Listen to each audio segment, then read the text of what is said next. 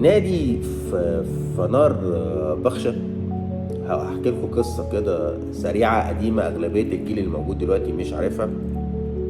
قصة بقالها تقريبا 70 سنة. فنار بخشة كان عرض على النادي الأهلي سنة 1955. عرض كان وقتها كبير جدا وضخم جدا، وكان الصحف ساعتها واتكلمت عنها لشراء حارس المرمى النادي الأهلي عادل هيكل. كانت عرض على النادي الأهلي في الوقت دوت مبلغ 20,000 جنيه مصري.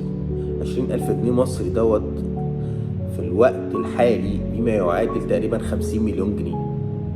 في الوقت دوت كان الرقم ده كبير جدا للعرض على أي لاعب في العالم بالمبلغ ده، مبلغ كبير وضخم جدا. بس كان وقتها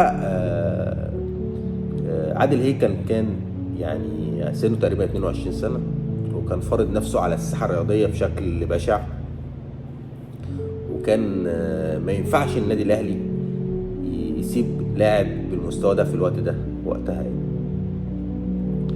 الحمد لله ان مفيش حد من الجيل القديم في نادي فنار بخشة موجود دلوقتي، والا كان افتكروا الواقعة دي وكانوا حطوا العقدة في المنشار وقالوا لا احنا مش هنبيع بقى عمر فايد وهنعمل نفس اللي اتعمل فينا من 70 سنة من النادي الاهلي.